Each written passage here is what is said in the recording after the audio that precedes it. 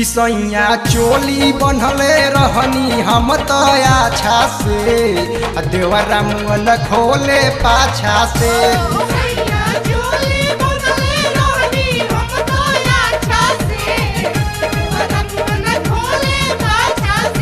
किसैया चोली बनले रहनी हम तो अच्छा से देवरा मुन खोले पाछा से।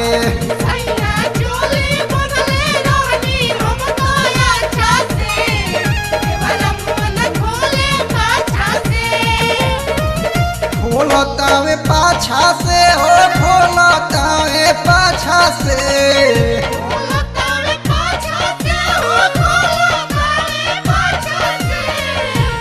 हम हैरान बानी ससुर जी के बाचा से देवरा मुन खोले पाछा से।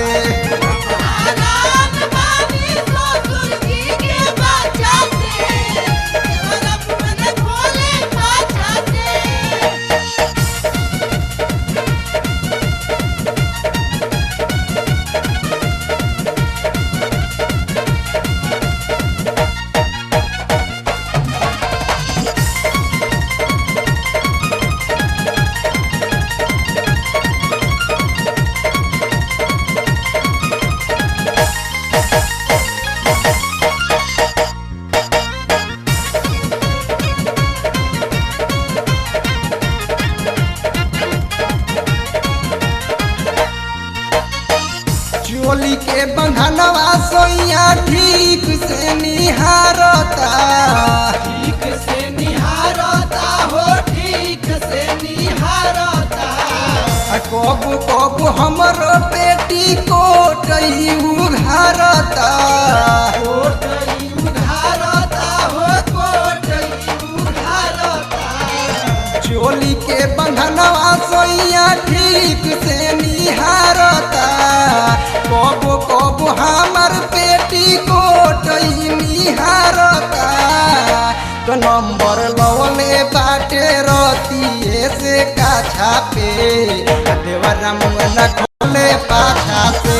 किसैया चोली बनले रहनी हम तो अच्छा से देवरा मुन खोले पाछा से।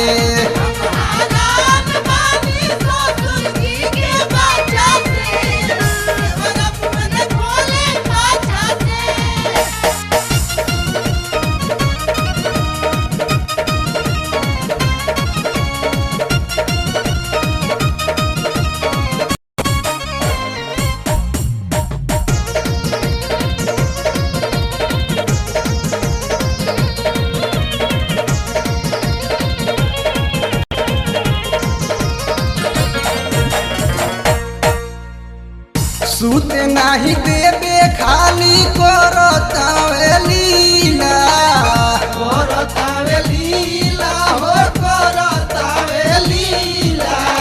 हले ली जान आटा हो जाई गीला, हो जाई गीला हो जाई गीला। सूते नाही देबे खाली करतावे लीला। ले जान आटा हो जाई गीला। तो हरदम कोइले बाटे पगली के दासा में देवरा मुन खोले पाछा से। किसैया चोली बनले रहनी हम तो अच्छा से देवरा मुन खोले पाछा से।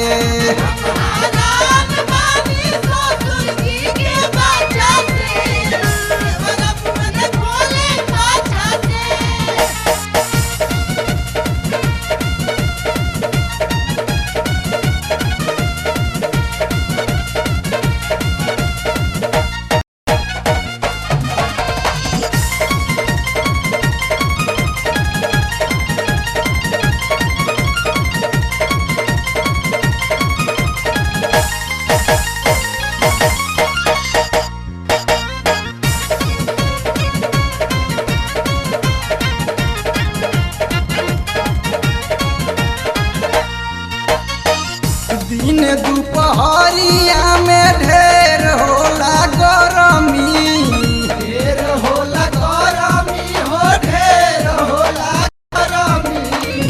चंदू देवारवा तो भइल बाबे सरमी भइल बाबे सरमी हो भइल बाबे सरमी दिन दुपहरिया में ढेर होला गरमी चंदू देवारवा तो भइल बाबे सरमी हाथ लगाओ ताटे दारू पी के नाशा में देवरा मन कोले पाछा से सैया चोली बनले रहनी हम तो अच्छा से देवरा मन कोले पाछा से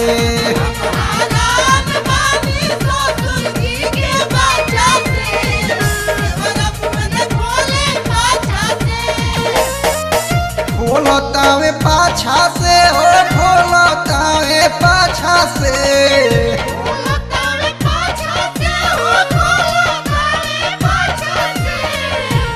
हम हारान बानी ससुर जी के बाचा से देवरा मन खोले पाछा से